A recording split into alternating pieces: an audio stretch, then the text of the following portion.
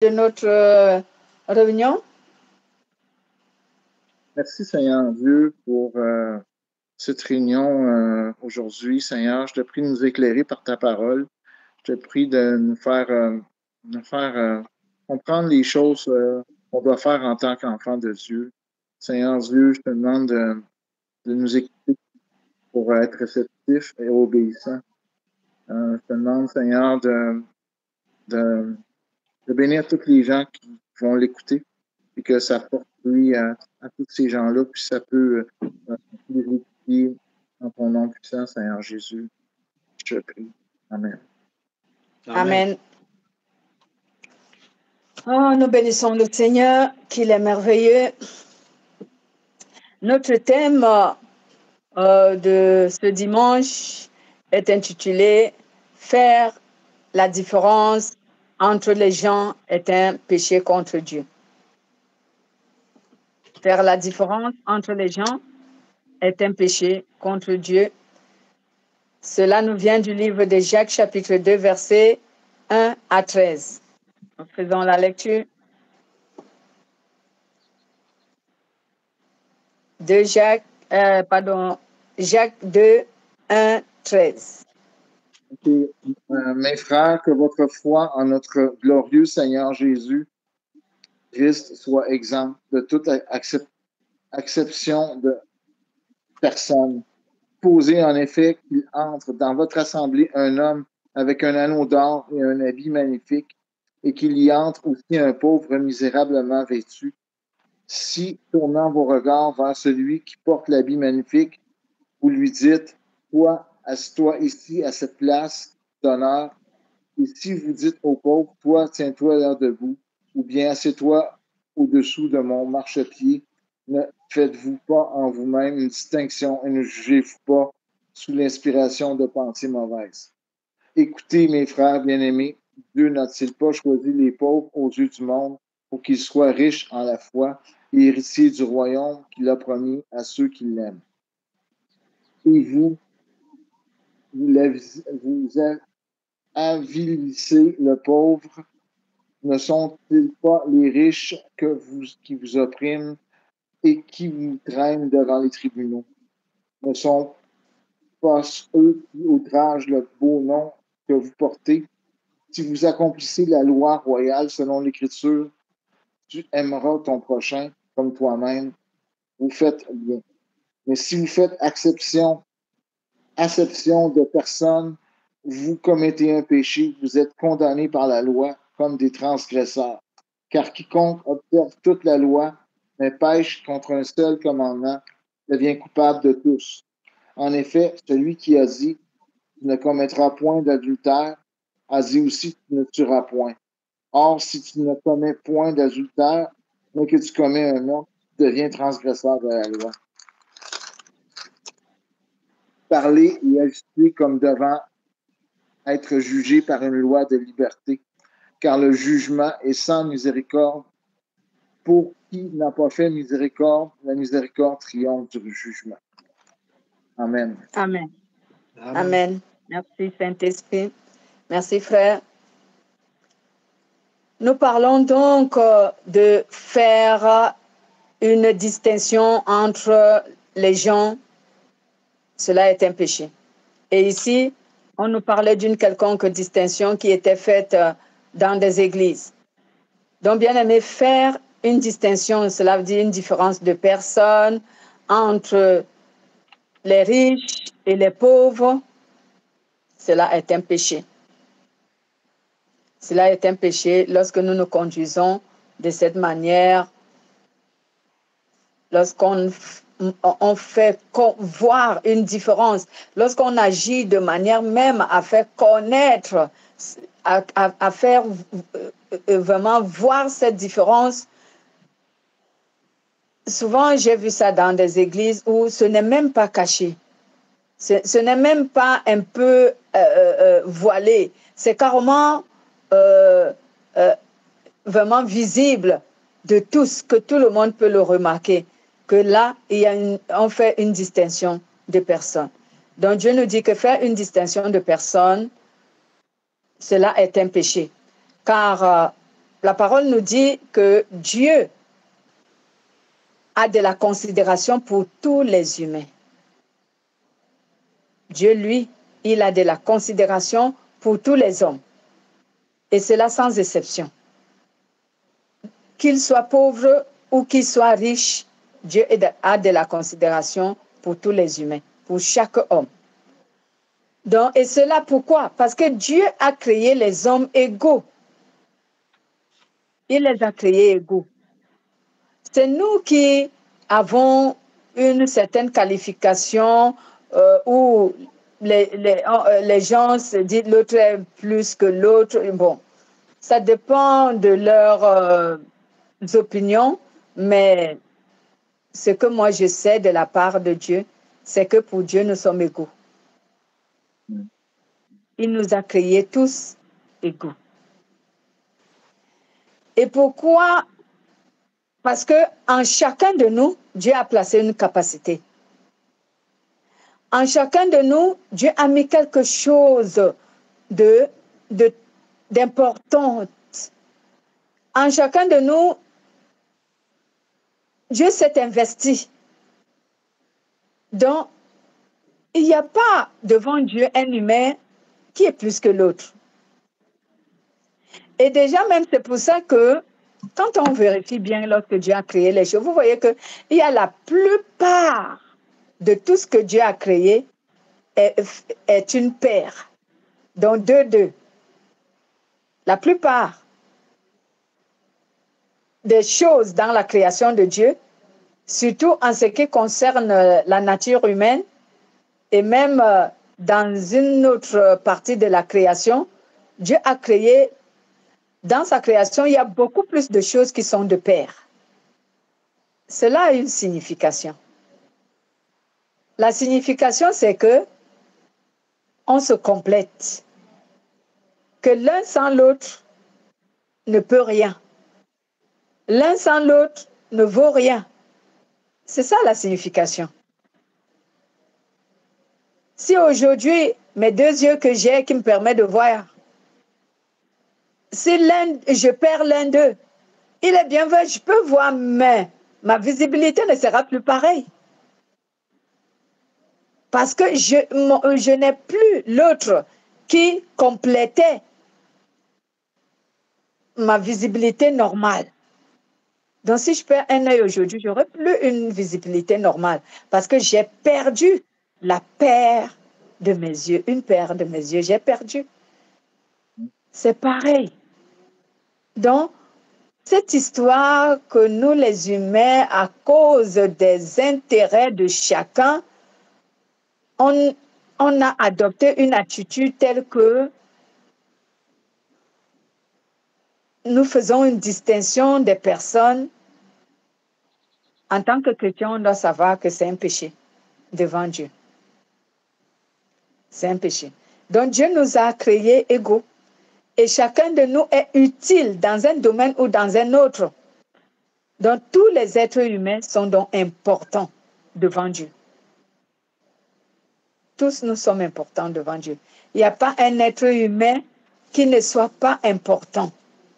Il n'y a pas un être humain qui ne soit pas important, comme je venais de le dire, parce que Dieu a mis en chacun de nous une potentialité. Il a mis en chacun de nous quelque chose de spécial. Que les hommes que nous sommes auront besoin de lui par rapport à ce que lui détient. Donc, on doit éviter de croire que peut-être parce que telle personne n'a pas les moyens matériels, il n'est pas assez nanti, il n'a pas tel niveau de vie, donc il m'est inutile. Non, aucun être humain n'est inutile. Chaque être humain est utile, important. C'est pourquoi nos bénédictions sur la terre ou ce que nous pouvons posséder sur la terre ne doit pas nous faire croire qu'on aime plus qu'on est supérieur à tel ou alors juger 2 personnes que l'autre est supérieur à tel juste parce que on cherche un intérêt, à gagner un intérêt quelconque derrière celui dont on apprécie ou qu'on considère d'être mieux que l'autre. Non. ce que le riche peut te donner, oui, c'est vrai, le pauvre ne peut pas te le donner. Mais ce que le riche aussi le pauvre aussi peut te donner, c'est vrai, le riche ne peut pas l'avoir pour te le donner. Je vais prendre un proverbe chez nous qui dit que le bon voisinage chez nous est une richesse. Pourquoi? Parce que un pauvre peut venir en aide à un riche. Et de même qu'un riche peut venir en aide à un pauvre. Et chez nous, on a l'habitude de dire qu'il y a des petits objets que les riches ne font pas attention à s'en offrir. Mais ils le recherchent auprès des pauvres quand ils en ont besoin. C'est un proverbe chez nous. Et ça s'est avéré toujours vrai. Il y a certaines choses que les riches négligent qu'ils ne possèdent pas. Parce que pour eux, il se trouve que quelquefois, ce n'est pas important. Mais comme la vie fait des choses, il arrive souvent que la nécessité s'impose pour eux. Et ils sont obligés d'aller chercher ça auprès des pauvres. Et c'est vice-versa. Donc, si donc je peux t'apporter une aide de quelconque sur quelque chose, ce n'est pas parce que toi, tu as peut-être plus de moyens que moi que tu es supérieur. Non. Dans cette attitude que nous avons des êtres humains, à cause de notre société, on doit, en tant que chrétien, on doit apprendre à ne pas se conduire de cette manière. Donc, bien aimé, faire donc la distinction entre les humains est un péché. Si tu te conduis comme ça, il faut que tu apprennes maintenant à ne plus le faire devant Dieu. Car Dieu ici, lui, il a de la considération pour nous tous, pour toi, pour moi. Dieu a de la considération pour chacun de nous. Et parce qu'il nous a créés égaux, nous ne sommes pas différents à ses yeux. Parce que chacun de nous est le complément de l'autre. Donc, c'est ainsi que nous devons donc nous conduire. C'est comme ça qu'on doit réfléchir, que je suis le complément de quelqu'un sur cette terre et d'autres sont un complément pour ma vie. Je suis un complément pour la vie des autres. Alors, nous tous, nous sommes importants et utiles, chacun dans un domaine ou dans un autre. Donc, c'est pour cela que la parole de Jacques nous invite donc à nous chrétiens d'être des imitateurs de Dieu en nous efforçant de pratiquer l'amour. Parce que c'est l'amour qui fait en sorte que l'on apprenne à avoir de la considération pour toute personne. C'est d'abord l'amour. Lorsque un être humain n'a pas l'amour de Dieu en lui, il ne saura pas ou encore il ne voudra même pas appliquer cette parole où il faudrait avoir de la considération pour chaque personne et considérer que les êtres humains sont égaux. C'est vraiment l'amour de Dieu qui amène certaines personnes à l'accepter et à le vivre et même à le pratiquer. Donc, quand on n'a pas l'amour de Dieu dans son cœur, on ne peut pas considérer que les êtres humains sont égaux. Donc, nous, en tant qu'enfants de Dieu, on doit donc imiter Dieu. Si Dieu considère que nous sommes égaux, comme je disais, c'est parce qu'il a de la considération pour chacun de nous. Parce que pour lui, il sait qu'en chacun de nous, il a placé quelque chose d'important qui est au service de toute la société, de toute l'humanité.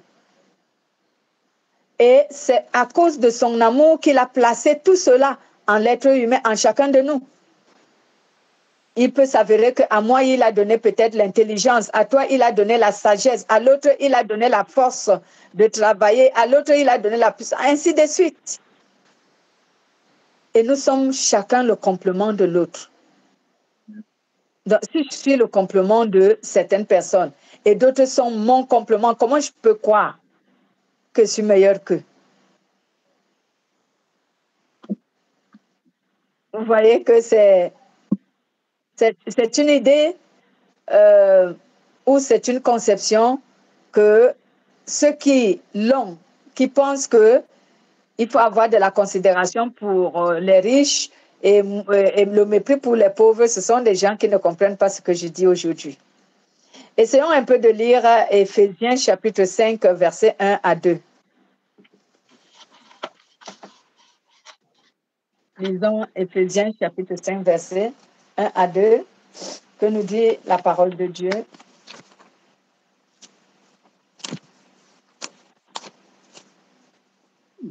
Regardez.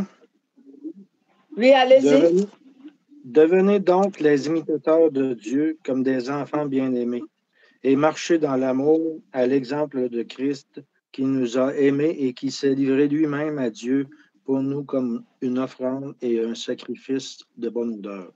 Amen. Amen. Merci, bien-aimés. Que nous soyons donc les imitateurs de Dieu comme les enfants bien-aimés et que nous marchions dans l'amour, de même que Christ nous a aimés et qui s'est livré lui-même en sacrifice pour nous à Dieu. Donc, l'amour, c'est l'amour manifesté dans nos cœurs. Et je ne parle pas de n'importe quel amour. Je parle de l'amour fraternel en Jésus-Christ. Je ne parle pas de l'amour humain. L'amour humain autant pour moi. Parce que l'amour des hommes, c'est quoi? L'amour des hommes, c'est un amour intéressé. Donc, c'est cet amour même qui fait en sorte que les gens fassent des distinctions entre les riches et les pauvres, entre les uns et les autres. C'est l'amour du monde. C'est un amour intéressé. Mais l'amour de Dieu est un amour inconditionnel. C'est un amour qui ne s'attend à rien. Je t'aime, je ne m'attends pas que tu puisses m'aimer. C'est ça l'amour de Dieu, hein?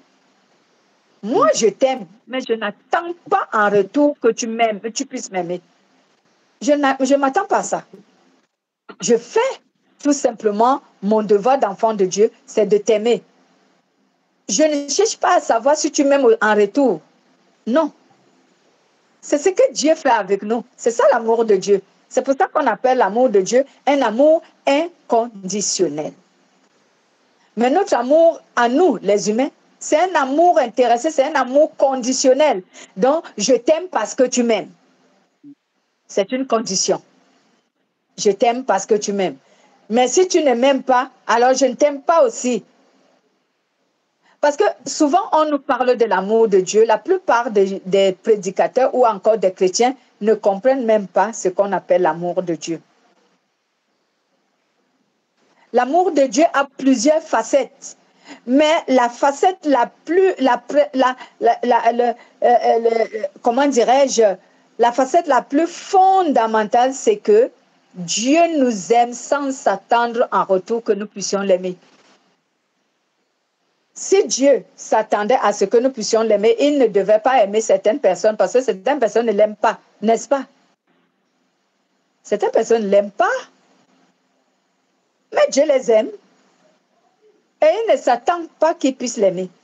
Et nous aussi, les chrétiens, lorsque la Bible nous dit « soyons les imitateurs de Dieu », c'est ce que nous devons faire.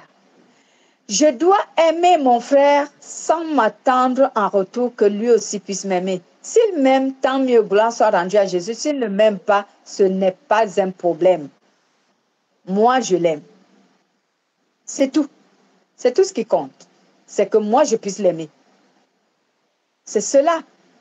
C'est cet amour qui fera en sorte que tu ne puisses pas avoir une différence ou faire une différence entre les gens, entre les humains, ou entre les pauvres et les riches. Amen. Donc, tu ne serais pas quelqu'un d'intéressé. Parce que tu ne fais pas ce que tu fais parce que tu t'attends en retour que l'on fasse quelque chose pour toi. Tu n'attends pas en retour que lorsque tu feras quelque chose pour quelqu'un, qu'il puisse te rendre la monnaie. Amen.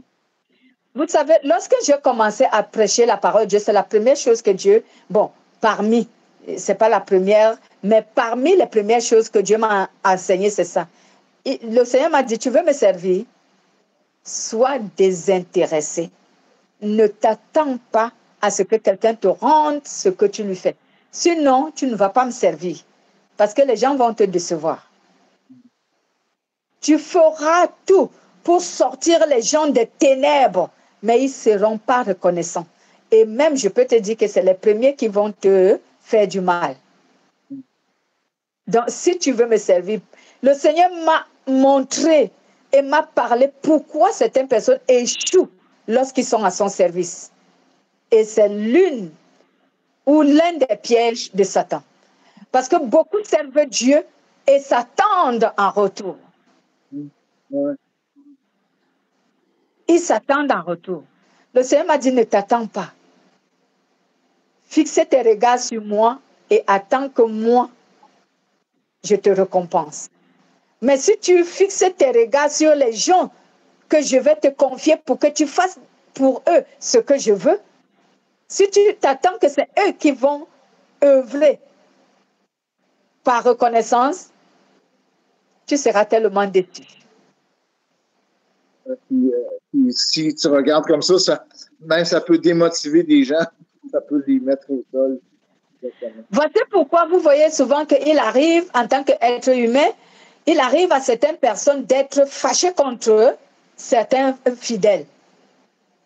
Parce que peut-être ce dernier se carcasse pour un, mais il n'est pas reconnaissant. Et le pasteur, étant humain, parce que c'est un être humain, il aimerait un peu une toute petite reconnaissance, mais il n'y en a pas. Il n'y en a pas. Donc, il peut en vouloir à ceux qui sont comme ça. Et Dieu m'a appris que ça, ne t'attends à rien. Regarde-moi. C'est pourquoi dans l'église, je regarde souvent mes fidèles. Celui qui veut, fasse quelque chose qui me réjouit. Celui qui ne veut pas, je ne te réclame rien. Il arrive que je peux te corriger en te disant, toi, tu es ingrat. Je peux te le dire, mais je te le dis pour que tu saches que c'est un péché lorsque tu n'es pas reconnaissant. Parce que même dans nos prières, quand on commence à prier en disant à Dieu, Seigneur, je te remercie, c'est une reconnaissance. C'est une reconnaissance. Donc, l'amour de Dieu consiste à aimer sans t'attendre à ce que l'on puisse t'aimer en retour. C'est ça l'amour de Dieu. C'est l'une des parties de l'amour de Dieu. Si tu veux vraiment que Dieu approuve l'amour que tu manifestes aux autres, aime-les, fais ce que Dieu t'a ordonné de faire pour eux et ne t'attends pas à une reconnaissance après. Ne t'attends pas. Si quelqu'un reconnaît et vient te bénir parce que tu as fait quelque chose, que Dieu t'a utilisé pour faire quelque chose dans sa vie, et bien que la gloire revienne à Dieu. Mais si l'on ne fait rien pour reconnaître que Dieu t'a utilisé pour faire, alors ne te peine pas, ne te fâche pas, laisse le Seigneur, lui, il te récompensera. Cet amour fait donc en sorte qu'on n'a pas de parti pris, bien-aimé. Cet amour fait en sorte que nous aimons tout le monde ou encore toute personne de la même manière. Et c'est pour cela que Dieu nous aime tous de la même manière. Parce que Dieu ne s'attend pas en retour que nous aussi nous puissions l'aimer parce qu'il nous aime, non. C'est du genre comme certaines personnes ont une expression païenne qui dit que j'ai l'amour pour deux. Donc je peux aimer deux, je peux t'aimer et je m'aime aussi. J'ai l'amour pour deux. J'ai de l'amour à donner pour deux. Donc Dieu a de l'amour à donner pour plusieurs. Il ne s'attend pas qu'on l'aime. Si on veut l'aimer, eh bien, tant mieux. Si on ne veut pas l'aimer, ce n'est pas grave pour lui. Il nous aime pour deux. Donc, voilà ça, bien-aimé. Je venais donc de dire tantôt que c'est pour cette raison que le frère Jacques nous invite en tant que chrétiens à être des imitateurs de Dieu en nous efforçant à pratiquer l'amour de façon à ce que nous ne pratiquions pas ou que nous ne faisons pas la distinction entre les gens, encore moins que nous fassions la distinction entre les riches et les pauvres. Parce que cette histoire que nous lisons ici, c'était une église certainement que l'apôtre, le frère Jacques s'était rendu compte que dans cette église, il y a beaucoup plus de distinctions de personnes. Et moi, je peux vous dire que j'ai fréquenté des églises comme ça. J'ai fréquenté des églises comme ça où il y a une distinction de personnes dont les pauvres sont vraiment, n'ont vraiment pas de considération. On ne leur manifeste vraiment pas de la considération ni de l'amour. Déjà même, si quelqu'un ne te manifeste pas de la considération, comment peux-tu penser qu'il t'aime? Il ne t'aime pas. Il ne t'aime pas. Donc, on doit vraiment faire de façon à ce que nous n'ayons pas de distinction de personne. Aucune personne ne doit être placée au-dessus de l'autre. Cela ne fait pas allusion à nos responsabilités, mais cela fait allusion à l'amour dans notre cœur, notre estime. Lorsqu'on a de l'estime pour les gens, on ne doit pas estimer les uns plus que les autres. C'est de ça que l'apôtre parle ici. Il ne parle pas de nos responsabilités et du respect que nous avons pour nos autorités, nos supérieurs en autorité. Parce que la supériorité dont on peut ici respecter, c'est la supériorité en autorité selon selon les responsabilités qui nous sont données. Mais ici, on veut parler de l'estime dans le cœur. Cette estime qui est l'amour. On ne doit donc pas estimer les uns plus que les autres. Si nous le faisons, nous péchons contre Dieu. Nous péchons contre Dieu. Donc, on doit aimer tout le monde, toute personne, qu'il soit riche, qu'il soit pauvre, qu'il soit blanc, qu'il soit noir, qu'il soit rouge ou jaune. On doit aimer. Et déjà, il n'y a que 4 couleurs de personnes sur la terre. Le blanc, le noir, le jaune et le rouge. Donc, on doit aimer toute personne, peu importe sa couleur, peu importe sa race, peu importe son peuple, peu importe sa nation, peu importe ce qu'il est, qu'il soit riche ou pauvre, on doit l'aimer d'un amour parfait. Cela veut dire qu'on ne doit pas sous-estimer une personne ou mépriser une personne parce qu'elle n'a pas vraiment de moyens, ou alors on se dit, bon, à quoi cette personne-là me serait utile un jour? Elle ne me sera jamais utile, donc je n'ai rien à gagner avec elle, donc je n'ai pas à porter mon intérêt sur elle parce qu'elle ne m'apportera jamais rien. Non. Il faut que ce soit toujours un amour inconditionnel. Amen. Amen. Que ce soit un amour inconditionnel. Un amour inconditionnel. Tu aides pour ne pas t'attendre à ce que tu sois aidé. Tu aimes tout simplement parce que tu ne t'attends pas à être aimé. Tu donnes tout simplement et tu ne t'attends pas à recevoir. C'est ça, le véritable amour de Dieu et de l'estime que Dieu voudrait que nous ayons. C'est pourquoi nous allons lire 1 Corinthiens, chapitre 13, au verset 1 à 13. 1 Corinthiens. Nous y allons, bien-aimés. 1 Corinthiens 13, 1 à 13.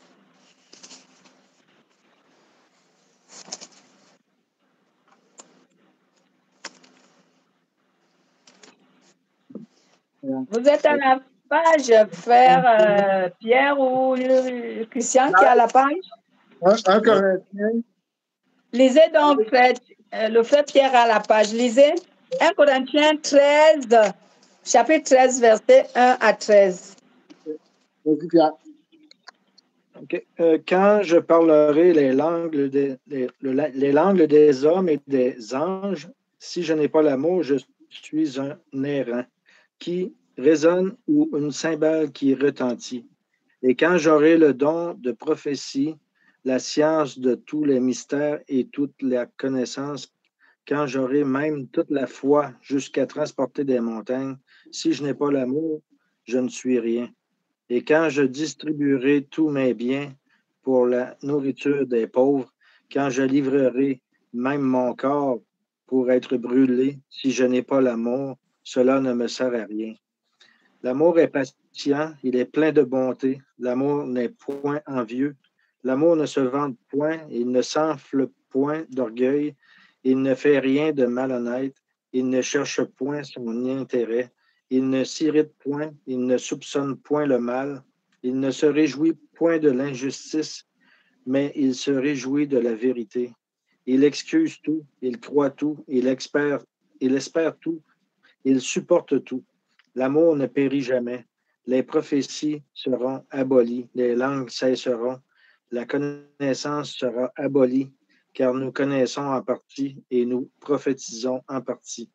Mais quand ce qui est parfait sera venu, ce qui est partiel sera aboli. Lorsque j'étais enfant, je parlais comme un enfant. Je pensais comme un enfant, je raisonnais comme un enfant. Lorsque je suis devenu un homme, j'ai fait disparaître ce qui était de l'enfant. Aujourd'hui, nous voyons au moyen d'un miroir d'une manière obscure, mais alors nous verrons face à face aujourd'hui. Je connais en partie, mais alors je connaîtrai comme j'ai été connu. Maintenant, donc, ces trois choses demeurent, la foi, l'espérance, l'amour, mais la plus grande de ces choses, c'est l'amour. Amen. Maintenant, donc, ces choses demeurent, la foi, l'espérance et l'amour. Mais le plus grand de tous les trois, c'est l'amour. L'amour. Donc souvent, nous les chrétiens, on aime souvent parler de ça. Oh, l'amour, l'amour, c'est par amour, c'est par amour. Mais beaucoup ne comprennent même pas cet amour. Beaucoup ne savent même pas le pratiquer. Le Seigneur Jésus a dit dans les évangiles, il dit, si tu salues seulement ceux qui te saluent, à quel gré te saura-t-on? Les païens aussi font pareil. Ils ne saluent que les gens qui les saluent. Cela veut dire quoi? Cela veut dire que si tu fais du bien parce que tu t'attends à ce qu'on te récompense en retour, qu'est-ce que tu fais de différent que le païen? Le païen aussi fait la même chose. Quand il fait, il accomplit une œuvre, il s'attend à ce qu'on le récompense. Il s'attend aux reconnaissances. Il s'attend aux appréciations. Il s'attend à ce qu'il soit glorifié. Mais quel gré te saura-t-on?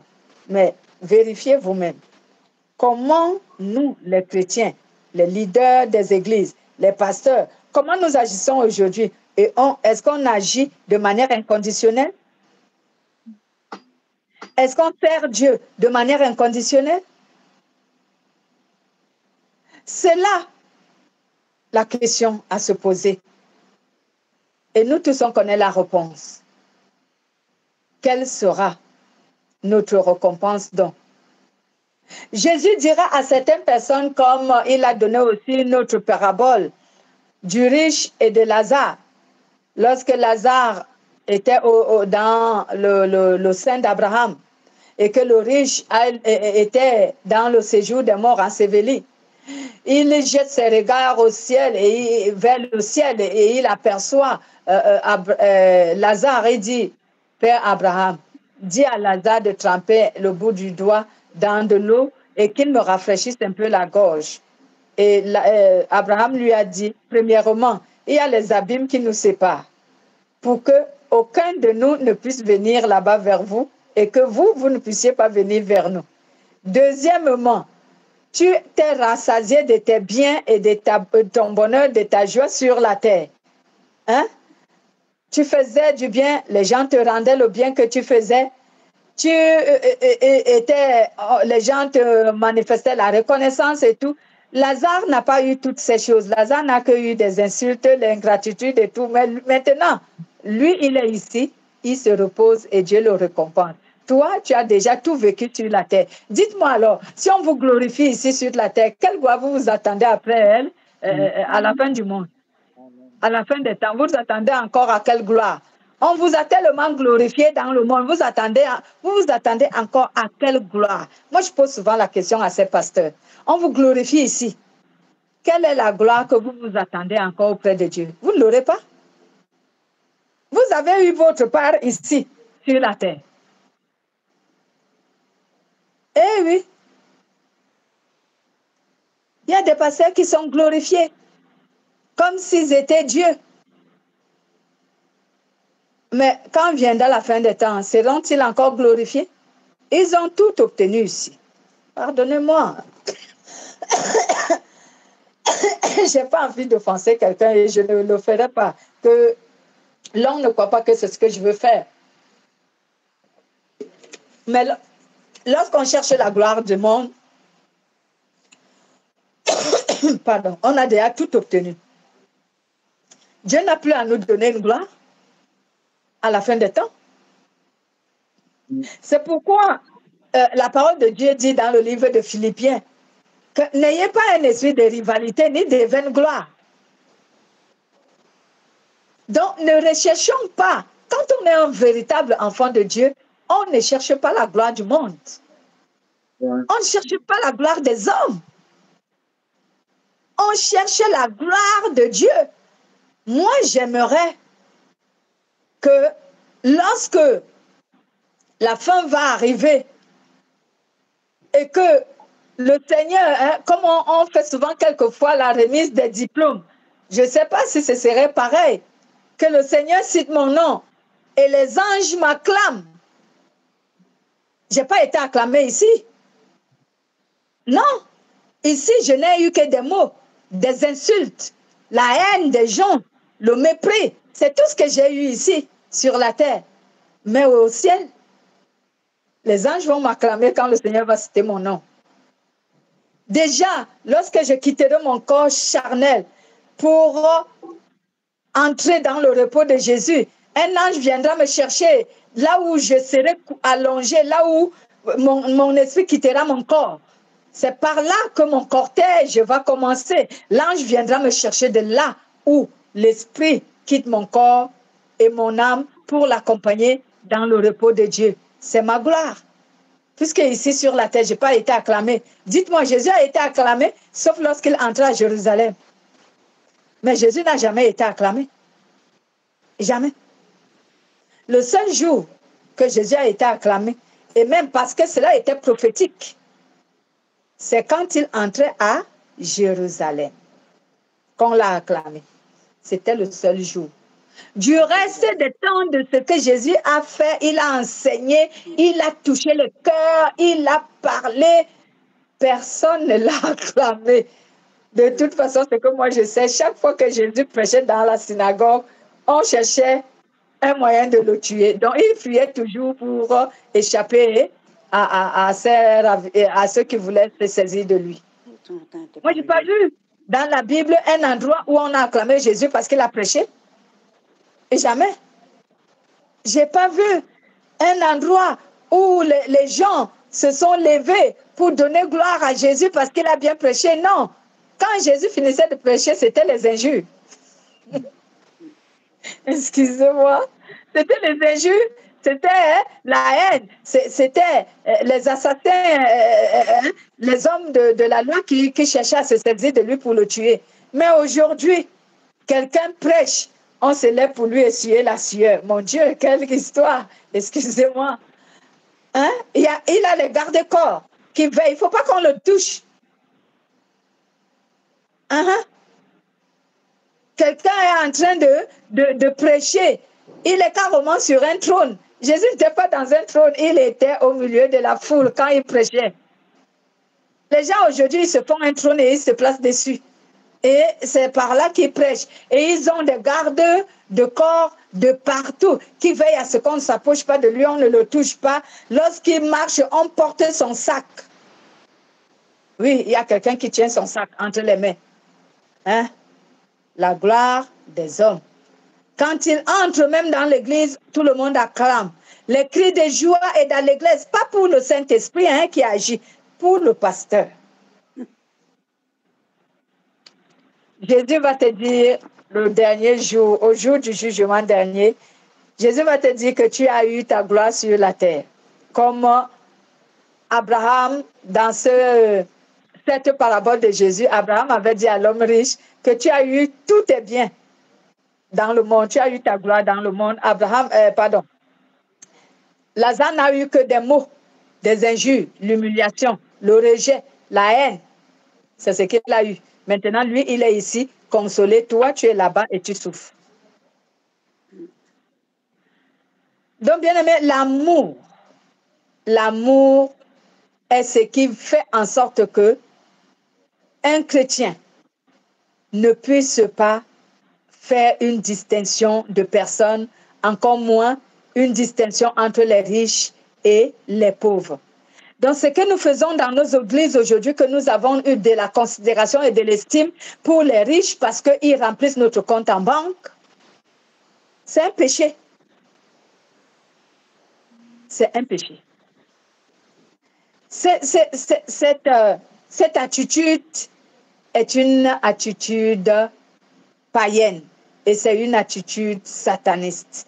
Tu ne peux pas avoir de l'estime pour quelqu'un juste parce qu'il remplit ton compte en banque. J'ai béni un pasteur un jour. Oh, je l'ai béni. J'ai béni ce pasteur, j'ai béni Dieu. Il prêchait. Après, il a dit, est-ce qu'il y a les homosexuels ici? Dieu vous aime. Quand ils ont entendu que Dieu vous aime, ils se sont réjouis. Ils disent, ah oui, levez-vous. Ils se sont levés. Quand ils se sont levés, il dit, Dieu vous aime, hein? Mais vous sortez d'ici, personne ne donne son offrande dans mon offrande parce que votre argent, il est maudit. Repentez-vous. Si vous ne vous repentez pas, ne venez plus ici. Oui, je l'ai béni. Parce qu'il faut arrêter de caresser les gens dans le sens du poil. Il les a dit, repentez-vous. Aujourd'hui même, vous vous repentez. Celui qui ne se repent pas ne met plus ses pieds ici. Parce que vous venez ici faire quoi? Si vous ne voulez pas vous repentir, vous gardez votre vie de pécheur et vous venez ici pour faire quoi? J'aurais l'impression, pour celui qui ne va pas se repentir, j'aurais l'impression qu'il est venu ici pour une mission. Pour amener d'autres chrétiens d'ici à devenir les homosexuels. Donc, repentez-vous. Si vous ne vous repentez pas, ne venez pas ici. Et je ne vous permets pas de donner l'offrande. Ne donnez pas votre offrande. Et oui, un pasteur l'a fait un jour. Et j'ai béni Dieu et je l'ai béni. Parce que c'est comme ça qu'il faut parler aux gens pour qu'ils changent. Est-ce que cela veut dire que cet homme-là n'aimait pas ces gens? C'est faux, il les aime, au contraire. Il les aime et c'est parce que lui, il a osé leur dire la vérité, alors qu'ailleurs, on ne leur dit pas la vérité. On ne leur dit pas, repentez-vous. Et on ne leur dit pas, ne donnez pas votre offrande parce qu'il est sale. Non, on ne dit pas. Quand ils donnent leur offrande, on apprécie même. Dieu dit dans sa parole que lorsque tu vas dans la présence de Dieu et que tu te rends compte que Dieu, selon la parole de Dieu, tu as quelque chose à te reprocher, avant de donner ton offrande, repens-toi d'abord. Parce que sinon, ton offrande ne sera pas agréée. Tu l'auras donnée en vain.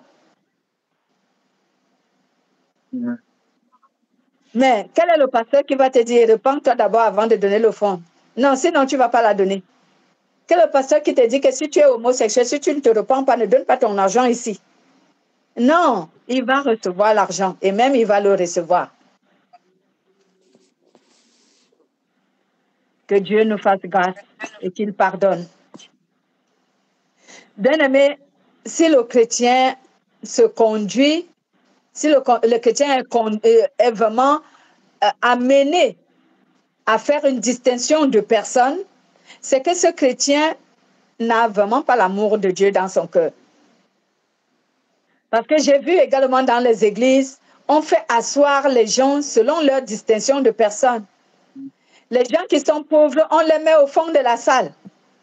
Il y a certaines places qui sont réservées aux gens qui bénissent l'Église, aux gens qui soutiennent financièrement l'Église. Ils ont les places d'honneur dans l'Église. Ceux qui n'ont pas les moyens pour soutenir l'Église, ils sont jetés hors de l'Église. Ils ont des places, peut-être, si l'Église est grande, je ne sais pas là où ils se trouvent.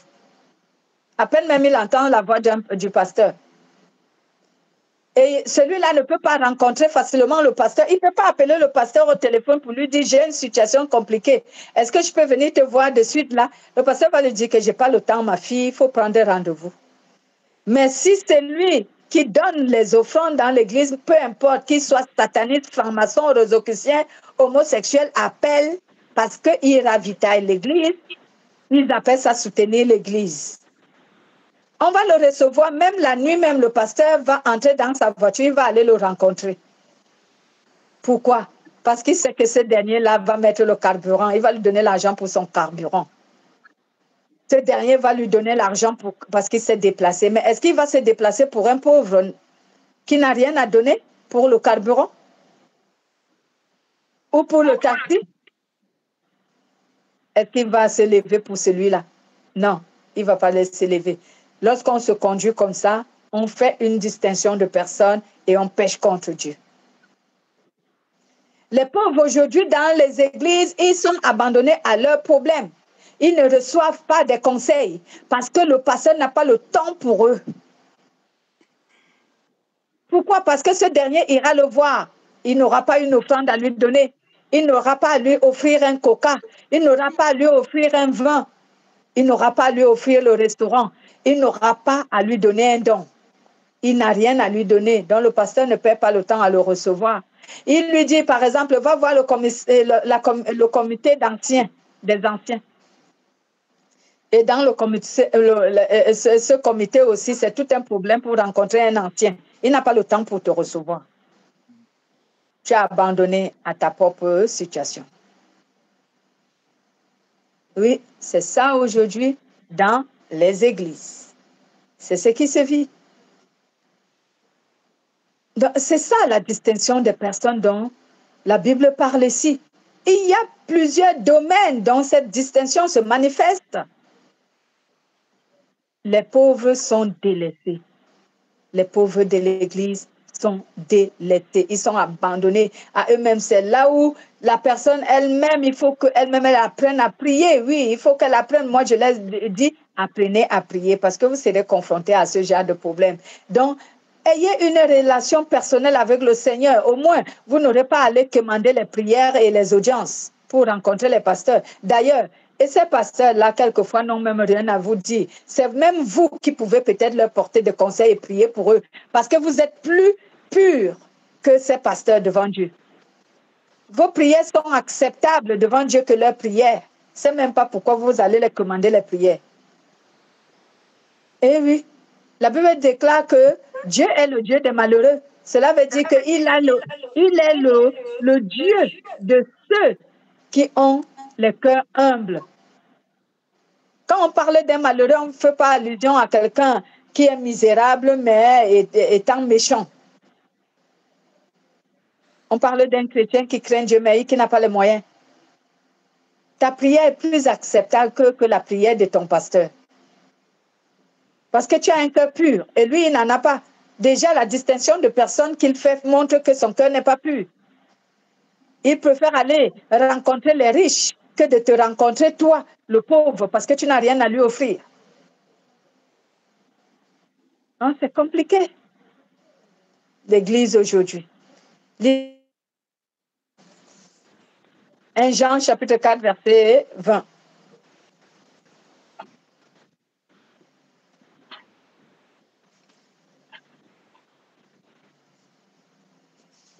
« 1 Jean, chapitre 4, verset 20. » Oui, chapitre 4, verset 20. Je l'ai.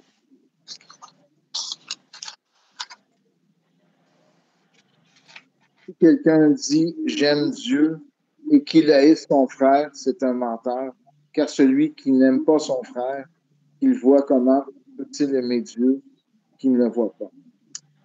Exact. On venait de dire tantôt que si quelqu'un fait une distinction entre les hommes, c'est quelqu'un qui n'a pas l'amour de Dieu dans son cœur.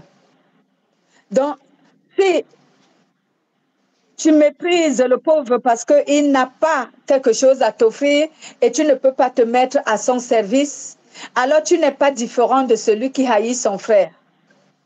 Ne te dis donc pas que tu aimes Dieu, tu ne l'aimes pas non plus.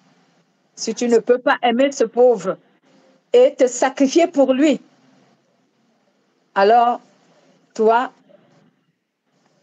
tu n'aimes pas Dieu. Donc lorsque nous servons Dieu bien-aimé et faisons des distinctions entre les gens ou les distinctions entre les riches et les pauvres, notre service pour Dieu n'est pas vrai. Il n'est pas vrai, c'est un mensonge. Lorsque nous faisons une distinction de personnes, notre service n'est pas vrai. Il n'est pas vrai parce qu'il ne plaît pas à Dieu. Ce n'est pas ce que Dieu veut. Parce que, bien aimé, on doit aussi savoir que devant Dieu, tous les êtres humains sont pauvres. Pauvres. Pourquoi? Parce que tous les êtres humains ont péché. Et à cause du péché, tous les êtres humains ont été condamnés à la mort. Donc, si toi et moi, on a été tous condamnés à la mort, qui est riche? Et qui est plus pauvre que qui? Nous sommes tous condamnés à mourir. Mais le riche, c'est Dieu, lui seul. Parce que c'est lui qui a eu la capacité de nous ramener à la vie. C'est lui seul qui est riche. Si on peut donc parler de qui est riche, il n'y a que Dieu. Mais aujourd'hui, nous, parce que nous aimons tellement le monde plus que Dieu, que nous avons cru qu'avoir le bien du monde fait de nous des riches et que ceux qui n'en ont pas sont pauvres. Et parce que nous courons derrière ces choses, nous ne connaissons plus l'amour, nous ne pratiquons plus l'amour de Dieu. C'est pourquoi l'apôtre Paul a dit dans 1 Corinthiens chapitre 13 au verset 1 à 3, lorsqu'il dit, même si je chante, même si j'ai de la sagesse, même si j'ai de l'intelligence et que je n'ai pas l'amour, je ne suis rien. Sur les premiers versets, on va relire, bien aimé, pour que vous attestez que ce que je dis est vraiment la vérité et que nous devons faire attention à cela. Paul nous dit ici, donc je reviens sur 1 Corinthiens chapitre 13 au verset 1 à 3 où la Bible nous dit, quand je parlerai la langue des hommes et des anges, si je n'ai pas l'amour, je suis du bronze qui résonne ou une cymbale qui retentit. Quand j'aurai le don de prophétie, la science et tous les mystères et toutes les connaissances, quand j'aurai même toute la foi jusqu'à transporter les montagnes, si je n'ai pas l'amour, je ne suis rien. Et quand je distribuerai tous mes biens pour la nourriture des pauvres, quand je livrerai même mon corps pour être brûlé, si je n'ai pas l'amour, je ne suis rien. Nous disons que nous servons Dieu auprès des hommes. Et nous marquons la différence et la distinction entre eux. Est-ce que ce que nous faisons a vraiment de la valeur devant Dieu? Est-ce que nous nous sommes posé vraiment la question que notre service plaît à Dieu et que nous servons vraiment Dieu ou que nous servons notre ventre?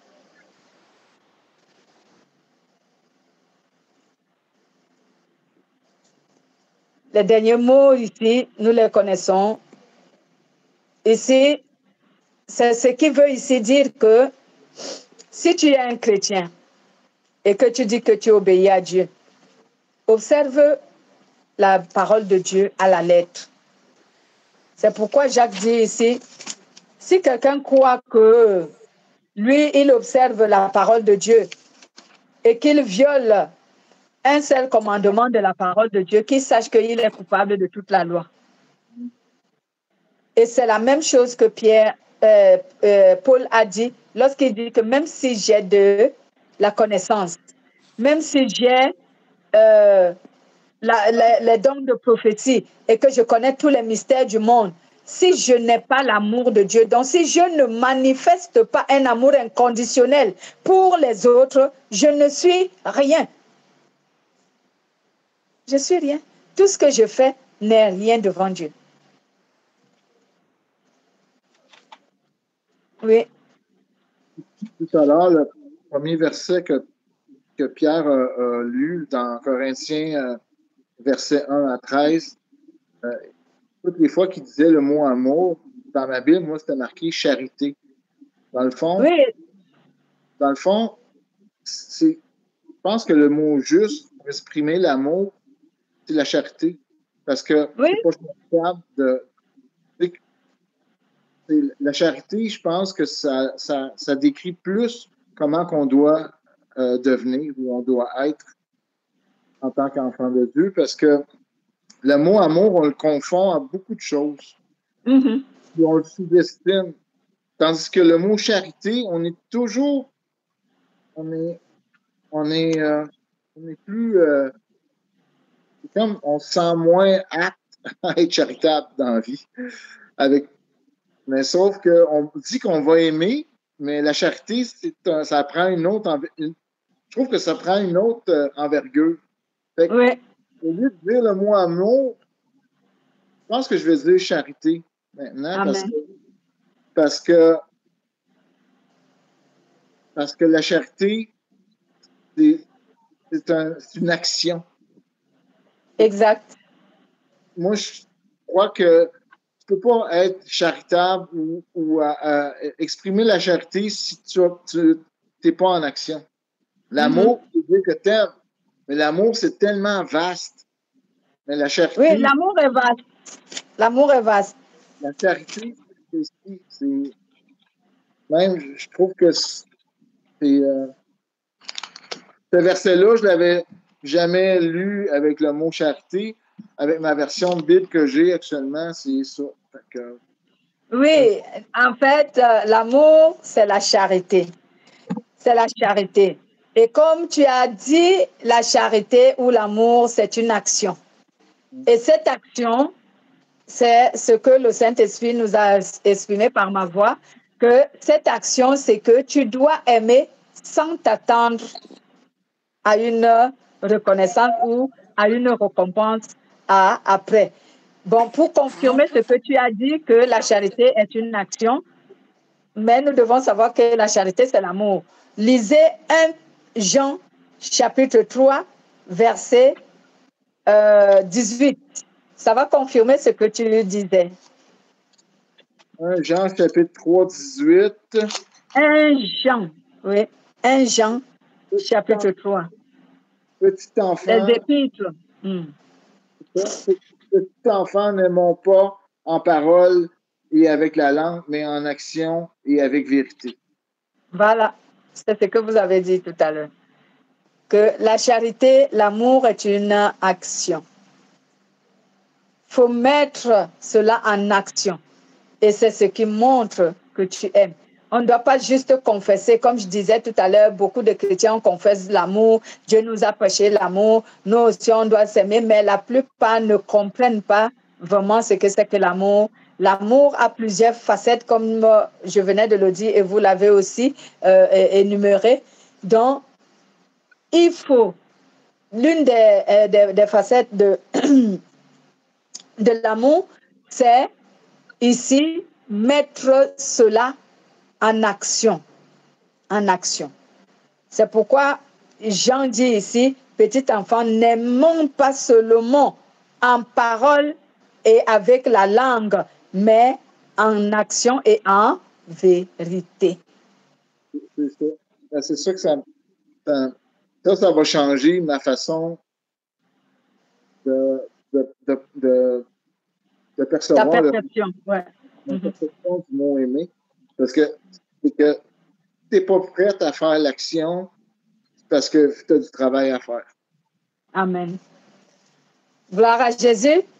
Donc, apprenons donc à aimer les hommes comme Dieu les aime et avoir de la pitié pour eux de la même manière que Dieu a eu pitié de nous. C'est pourquoi Jacques dit ici à la fin, ici que la miséricorde sera donnée à celui qui fait miséricorde et à celui qui ne fait pas miséricorde, alors il aura lui-même son jugement. Donc nous devons apprendre à aimer les gens comme Dieu les aime, sans les juger, sans vouloir nous-mêmes les transformer, sans s'attendre en retour à ce qu'ils puissent également nous rendre cet amour, mais aimons tout simplement, ayons pitié des gens sans les juger. Parce que quand tu as pitié, tu manifestes la miséricorde, tu ne juges pas, tu veux tout simplement que l'on soit bien selon la volonté de Dieu. Car Jacques dit ici au verset 13, car le jugement est sans miséricorde pour quiconque n'a pas fait miséricorde. La miséricorde triomphe du jugement. Donc la miséricorde aussi est un acte d'amour. Donc quand tu mets l'amour en action, tu manifestes également la miséricorde. Avoir pitié des pauvres et leur donner de la considération parce qu'ils sont aussi importants que le riche. Y a-t-il des questions? Quelqu'un d'autre aurait des questions? Que dans le fond,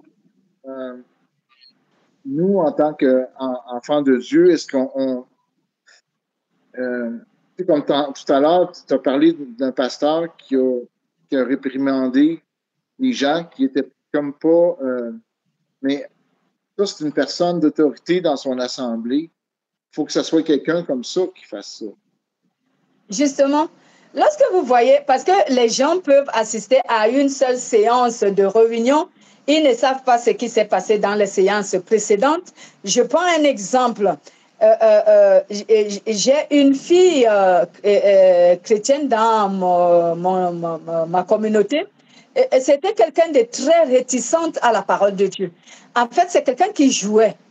Elle ne voulait jamais écouter, comprendre. Elle était là présente tous les jours, à l'église, à chaque réunion, elle est là, mais elle ne met pas en pratique la parole de Dieu. La parole de Dieu entre là, ça ressort de l'autre côté, elle ne met pas en pratique.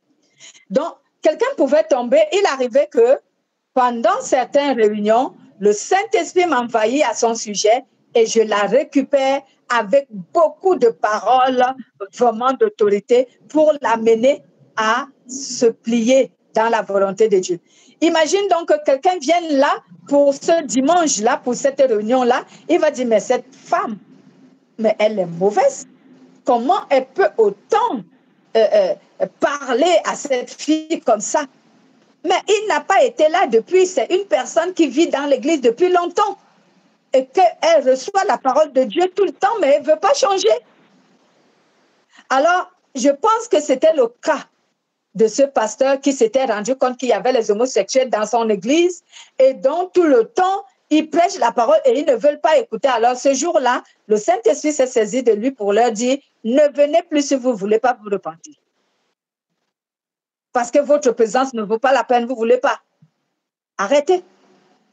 Moi, à cette fille et à cette sœur que je vous parle, il arrivait que je lui dise que si tu ne veux pas changer, sors de l'église et ne viens plus. Moi, je le faisais. Parce que tu donnes un mauvais témoignage à ceux de l'église. Supposons les nouveaux venus qui arrivent et qui commencent à remarquer ta conduite. Ils écoutent la parole et ils remarquent ta conduite. La parole est tellement vraie. La parole veut que nous changeons. Mais toi, tu fais toujours, tu n'en fais qu'à ta tête quand tu sors de l'église. Tu leur donnes un mauvais témoignage. Ils vont t'imiter, ils ne vont pas changer. Alors toi, tu pars. La Bible dit qu'un chef religieux avait dit, lorsque il y avait des soulèvements concernant la personne de Jésus, il a dit, vaudrait mieux qu'un seul meure que toute la foule meure. Donc, je lui ai dit, vaudrait mieux que toi, tu sois sacrifié, tu sors de l'église, que de corrompre les autres. Donc, souvent, quand nous sommes sévères envers un fidèle ou une personne à l'église, certaines personnes peuvent ne pas comprendre pourquoi on est sévère envers elle. Mais souvent, lorsque vous voulez comprendre, bon, il est bien vrai, cela n'est pas permis à tout le monde d'entrer dans les profondeurs d'une communauté pour chercher à comprendre comment il y a le fonctionnement. Mais si Dieu le veut et que le Saint-Esprit est disposé, il peut te répondre. Tu demandes au pasteur, mais pourquoi tu as été aussi sévère envers cette personne? Le pasteur peut peut-être t'édifier si le Saint-Esprit le permet. Mais souvent, on doit comprendre que les communautés où le Saint-Esprit gère la communauté, parce qu'on a appris la dernière fois que pour qu'une religion ou une église soit connue qu'elle est de Dieu et qu'elle est une religion que Dieu approuve, il faut qu'elle soit gérée ou encore il faut qu'elle soit dirigée par le Saint-Esprit. Donc, il arrive souvent que lorsque le Saint-Esprit est le gérant, est celui qui dirige une communauté, quand il peut se saisir du pasteur pendant la prédication ou d'une prophétie d'une personne pendant la réunion et qui, à travers cette personne, il blâme l'Église. Il blâme l'Église sur les domaines sur lesquels ils ne sont pas en conformité avec le Seigneur. Cela peut arriver. Donc, je pense que cet homme-là, c'était le cas que là, il était animé par le Saint-Esprit qui lui disait, maintenant tu leur dis ma pensée. S'ils ne veulent pas se repentir, et bien qu'ils libèrent l'Église, qu'ils s'en aillent. Donc, quelqu'un d'autre va considérer que c'est très mauvais, c'est méchant, c'est très sévère, c'est rigoureux, c'est pas correct. Mais c'est comme ça, là, le Saint-Esprit, hein? Oui. Moi, je dis que c'est une bonne chose parce que ça va remettre la personne en question, puis ça va lui faire poser les bonnes questions aussi. Parce que s'il fréquente l'Église, parce que soit qu'il aime ça, ou soit qu'il vient ici à l'Église avec une mission qui est différente. Mm-hmm. Donc, s'il vient avec une mission différente, ben, il va s'éjecter lui-même. Si il attendait justement de se faire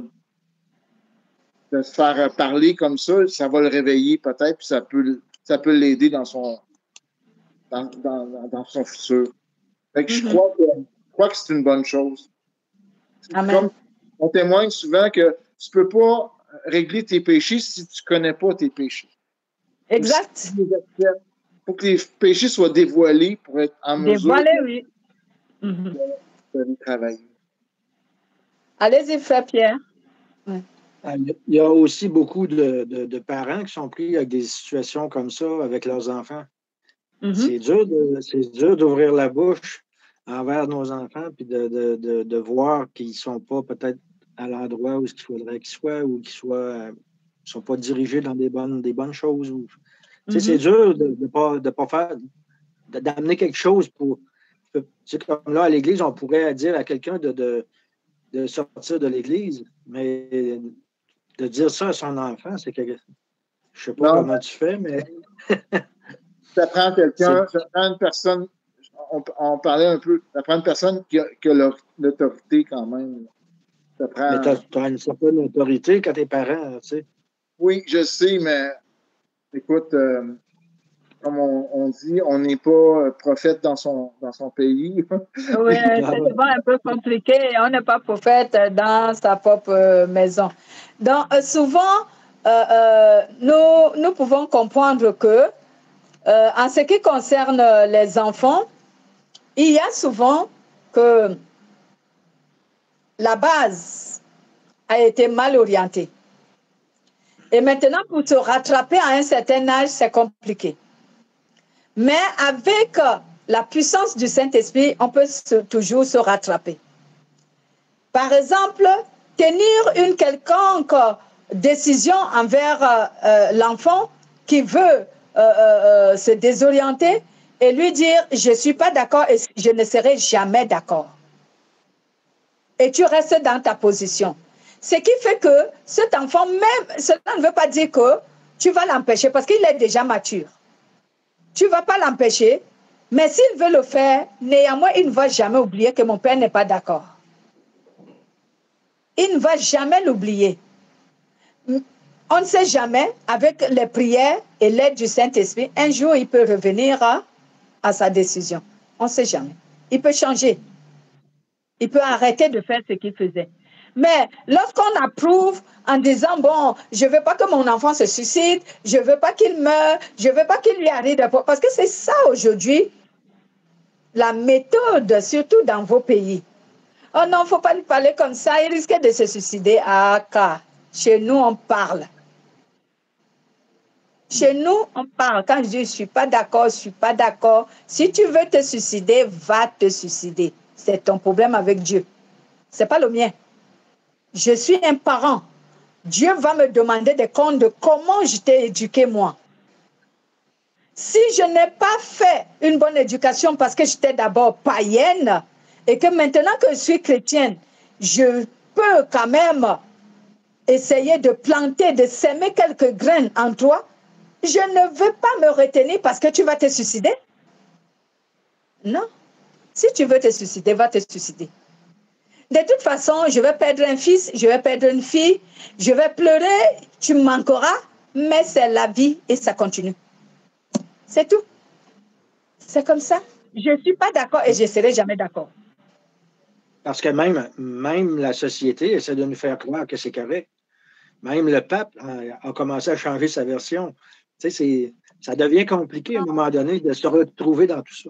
Ben oui, même le pape, l'Église catholique accepte les mariages du même sexe. Le monde entier a donné cet accord. Le monde entier. Nous ici, vous savez ce que s'est passé chez nous ici? Les femmes ont marché nues vers le boulevard de la Présidence, dit ici, il n'y a pas mariage homosexuel, ici on refuse. Il y a beaucoup de pays. Il n'y en a pas et il n'y en aura jamais. Ils vont continuer à faire leurs choses en cachette, là-bas, sur les réseaux sociaux, oui, mais légaliser, on ne veut pas. Et notre culture ne l'accepte pas, on ne veut pas. Si les autres l'ont signé, c'est leur problème. Ici, ça ne se fait pas. Les Ougandais, il y a beaucoup de pays africains qui ont carrément refusé là, toutes ces... Oui, on ne va pas accepter. On ne va pas l'accepter. Certains ont accepté, d'autres n'ont pas accepté. Donc, c'est comme ça, même dans les familles. Tu dis à ton enfant, c'est ton choix. Tu es déjà une grande personne. Je ne peux pas décider à ta place, mais sache que moi, en tant que ton père, en tant que ta mère, je ne suis pas d'accord et je ne serai jamais d'accord. Je ne vais pas aller contre la volonté de Dieu, contre la nature. Si le Seigneur t'a créé femme, il sait pourquoi il t'a créé femme.